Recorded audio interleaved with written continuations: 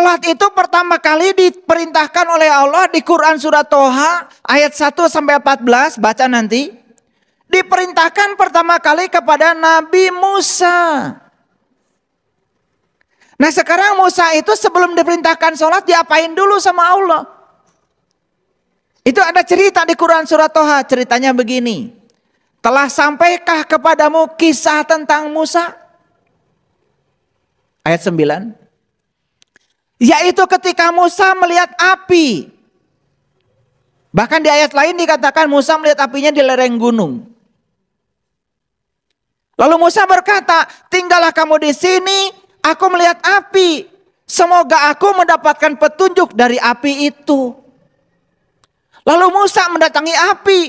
Dan sesampainya di tempat api itu, api berkata, ya Musa, hai Musa. Loh, apinya bisa ngomong. Dan seterusnya. Itu adalah prosesi di mana Musa membelah laut. Prosesi di mana Musa menggunakan mujizatnya membelah laut. Membelah laut artinya adalah membuka ketertutupan mata kolbunya untuk sampai di tempat diri sejatinya. Sampailah Musa di Al-Muqaddasi Tua, tempat suci nan tua. Dan di situ Musa diberi syarat. Hai Musa, sebelum kamu melangkahkan kakimu ke Al-Muqaddasi Tua, lepaskan dulu kedua terompahmu. Itu perintah pertama kali. Jadi Musa disuruh melimpaskan terompah. Terompah itu kiri kanan. Kiri kanan itu benar salah. Kiri kanan itu baik buruk. Lepaskan dulu dualitasmu. Lepaskan dulu pada dualitasmu. Itu perintah yang disampaikan pada Musa. Setelah sampai melepaskan itu dua-duanya, dualitas dilepaskan, Musa baru bisa memasuki Al-Muqaddasi Tua. Syarat untuk memasuki rumah Tuhan, melepaskan kedua terompah.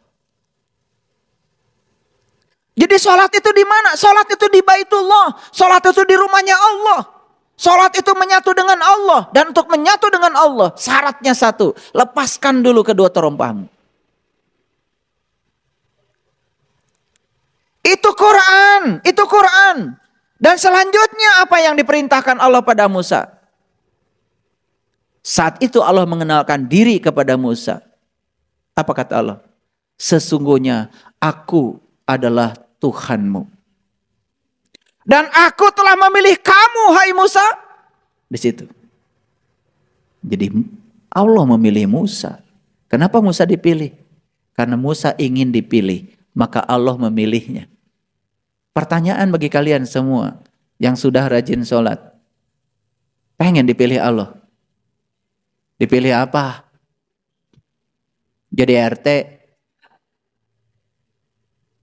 Dipilih Allah untuk memasuki Al-Muqaddasi Tua. Dipilih Allah supaya bisa menyaksikan Allah. Dipilih Allah supaya bertemu dengan Allah. Itu keren banget di Quran.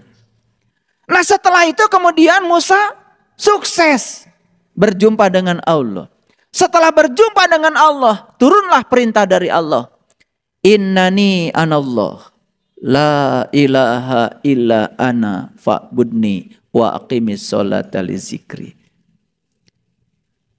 Lalu diberitahu di ayat lain untuk apa kalian sholat. Allah beritahu. Aqimis sholat. Inna sholat tanha anil fasa wal munkar. Sholat itu adalah sarana untuk mencegah kamu supaya tidak berbuat keji dan munkar. Sholat bukan tujuan. Lalu apa yang kalian lakukan? Ngitung rakaat? Dan merasa sudah menumpuk pahalamu? Padahal sholat itu jelas. Instrumen yang harus mengantarkan kita supaya tercegah dari berbuat keji dan munkar. Hasil sholat adalah kita mendapatkan karomah tadi. Kemuliaan akhlak dari sholat kita. Makanya orang yang sholatnya benar pasti akhlaknya mulia. Orang yang akhlaknya mulia tidak mungkin melanggar jati dirinya sendiri.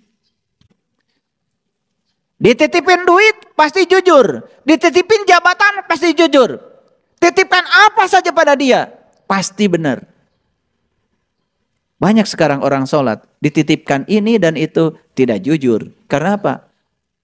Karena dia tidak mencapai karomah sholatnya. Tidak mencapai kemuliaan. Paham maksud saya? Itu saya baru cerita sholat. Nabi Muhammad juga sama, kan tidak sholat dulu, mi'raj dulu.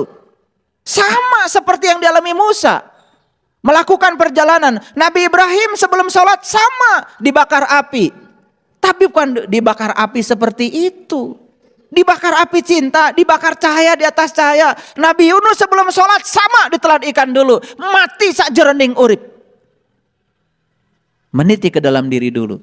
Semua Nabi dan Rasul juga sama. Sebelum melakukan itu, melakukan prosesi meniti ke dalam diri, menemukan jati dirinya. Itulah yang keren. Kalau sholat di tingkat ini, di tingkat kesadaran seperti ini, jelas bukan sholatnya robot lagi. Sholatnya memiliki rasa, air mata keluar, kesadaran meningkat. Mengingat Allah, menyadari keberadaannya dalam diri. Allah bersamaku, tetapi selama ini aku tidak merasakan kehadirannya. Sepanjang sholat tidak pernah lepas dari Allah. Menangis air mata mengucur karena apa? Merasakan penyatuan dengan Allah. Merasakan kehadiran Allah dalam dirinya. Merasakan dia memenuhi seluruh ruang kosong dalam dirinya. Aqimis sholata li zikri. Di tingkat kesadaran yang semacam itu, sholat akan berbuah. Apa buahnya? Tanha anil fahsa wal munkar.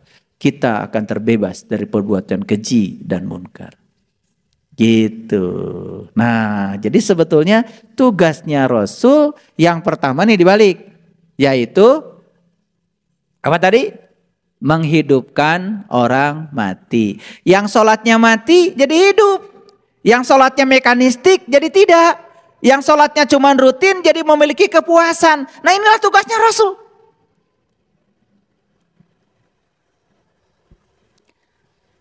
Dan tugasnya para ulama sekarang tuh ini sebetulnya. Sampai Imam Al-Ghazali membuat kitab namanya Ihya Ulumuddin. Karena saat itu belum melihat agama sudah mati. Agama sudah mati. Maka beliau membuat kitab itu untuk menghidupkan kembali agama agar hidup.